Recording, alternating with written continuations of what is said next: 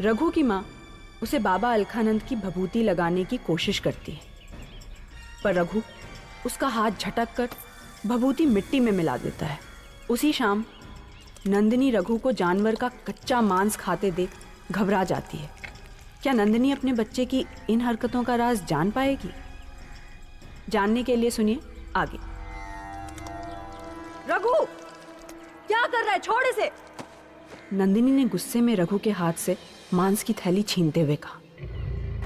रघु किसी जंगली जानवर की तरह गुर्रा रहा था। बौरा गया है क्या? कच्चा ही खाया जा रहा है। हैरान परेशान नंदिनी को कुछ समझ नहीं आया। उसने रघु का हाथ पकड़ा और उसे खींचकर सीधे अलखानंद बाबा की कुटिया की ओर ले गई। वहां पहुंचते ही नंदिनी ने देखा कि कुटिया के बाहर माधव और गौरी शंकर भी अपने माता पिता के साथ खड़े थे। बच्चों के चेहरों पर कोई भाव न था, जबकि उन सब के माता पिता काफी परेशान नजर आ रहे थे। माधव की माँ बाबा अलखानंद को बता रही थी कि माधव ने भभूति लगाते ही बहुत हंगामा मचाया और फिर हाथ झटक कर फेंक दिया। वो अब भी बिना खाए पिए दीवारों और पेड़ों पर कोयला घिसे जा रहा था। गौरी शंकर की माँ की अलग परेशानी थी। एक चुप्पी सी साध रखी है, कुछ भी पूछें, बात करें, जवाब ही नहीं देता, बस बैठे बैठे घूरता रहता है। नंदिनी ने भी बाबा अलखानंद को रघु के साथ हुआ पूरा किस्सा कह सुनाया। तीनों माँओं को परेशान देख अलखानंद ने बड़े ही गंभीर भाव से बच्चों को पास बुलाकर बिठाया। एक शिष्य ने उनके आसपास एक गोल घेरा बना दिया। गोलाई में सबने एक दूसरे के हाथ थामे। अलखानंद ने एक हाथ गौरी शंकर का पकड़ा और दूसरा रघु का। अलखानंद ने वहां खड़े बाकी लोगों को बताया, हम अपनी शक्तियों से इन बच्चों के मन के अंदर झांक कर देखेंगे कि आखिर इनके इस बर्ताव की वजह क्या है। अलखानंद अपनी आंखें बंद कर मंत्र बुदबुदाने लगा।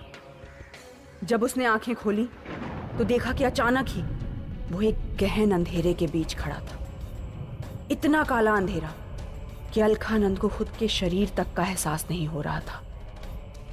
उस अंधेरे में अलखानंद को तीनों बच्चों की दिल दहला देने वाली दर्दनाक चीखें सुनाई देने लगी। डर के मारे अलखानंद ने खुद भी मदद के लिए पुकारने की कोशिश की, पर उसके गले से कोई आवाज ही नहीं निकल पाई। डर और लाचारी में वो बौखलाया जा रहा था। एक तरफ अलखानंद उन बच्चों के अंधकार और चीखों में फंसा हुआ था, वहीं कुटिया के बाहर उसका शरीर बुरी तरह से कांपे जा रहा था। उसके शिष्य उसे जगाने की कोशिश कर रहे थे, लेकिन अलखानंद आंखें खोल ही नहीं पा रहा था। ऐसा लग रहा था जैसे उसे दौरे पड़ रहे हों। उसके हाथों ने बच्चों के हाथों को कसकर जकड़ रखा था। उस पकड़ को छुड़ाना भी मुश्किल हो रहा था। अलखानंद की सांसें अटक सी गई थी, आंखें पलटने लगी थी। सभी परेशान थे कि तभी एक झटके से अलखानंद की आंखें खुली। आंखें खुलते ही ऐसा लगा जैसे किसी ने उसके अंदर जान फूंक दी हो। अलखानंद के चेलों ने अपनी डरी हुई आंखों से उसकी तरफ देखते हुए पूछा, बाबा क्या हुआ? आप ठीक तो है ना? अलखानंद ने आसपास देखा। बच्चे बड़ी ही शांति से बिना भाव के उसके साथ बैठे थे। अंधेरे का नामो निशान नहीं था। सुहानी धूप छाई थी। अलखानंद ने तुरंत उन बच्चों का हाथ छोड़ा, फिर बिना कुछ कहे सीधे उठकर अपनी कुटिया में चला गया और खुद को अंदर बंद कर लिया।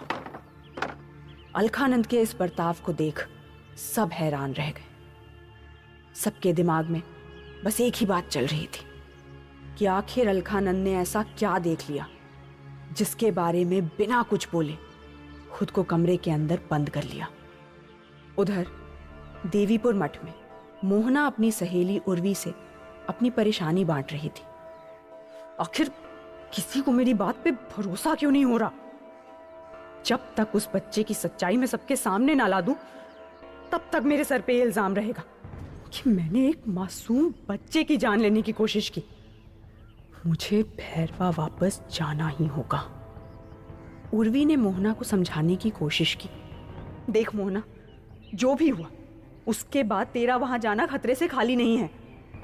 कोई तेरी बात पे भरोसा नहीं करेगा। उन सब ने अपना मन बना लिया है, और ऊपर से तूने कांड भी ऐसा किया है। मोहना खींच कर बोली, मैं डर गई थी उस बच्चे को देख के। उस समय कुछ नहीं सूझा मुझे। रुद्र मेरी बात समझेगा।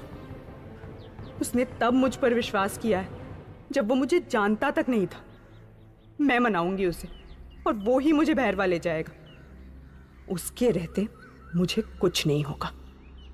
एक तरफ मोहना को यकीन था कि उसने रघु के अंदर काली शक्ति का अंश देखा था, और दूसरी तरफ वो खुद को निर्दोष साबित करने के लिए छटपटा रही थी।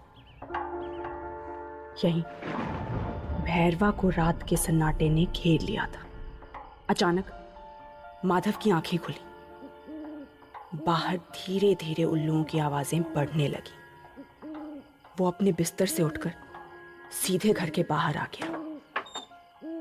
इस समय वो ठीक उसी तरह से बेसुध था जैसे एक रात पहले भैरवा लौटते समय था। माधव अपने पड़ोसी के घर के सामने जाकर रुक गया। उसने नीचे से एक पत्थर उठाया और दीवार खुरचकर उल्टे त्रिशूल का निशान बनाना शुरू कर दिया। उल्लुओं की आवाजें अब एक शोर सा करने लगी थी। निशान पूरा बनते ही उस उल्टे त्रिशूल से एक तेज रोशनी निकली, और फिर वो निशान उस दीवार में समा गया। माधव ने अपनी काली शैतानी आंखों से अपनी दाईं तरफ देखा तो ठीक वैसी ही रोशनी अगले घर के सामने खड़े गौरी शंकर के चेहरे पर पड़ी, और फिर उससे थोड़ी दूर खड़े रघु के चेहरे पर भी। इसके साथ ही उन दोनों के बनाए निशान भी उन दीवारों में समा गए। तीनों बच्चे आगे बढ़ गए, और इसी तरह पूरी रात तीनों ने गांव के हर घर की दीवार पर उस उल्टे त्रिशूल की छाप छोड़ दी। क्या था इस उल्टे त्रिशूल का राज? क्या यह किसी नए कहर का आरंभ था? क्या मोहना इन बच्चों की सच्चाई सामने लाकर खुद को निर्दोष साबित कर पाएगी, या पूरी तरह से खो देगी अपनों का भरोसा?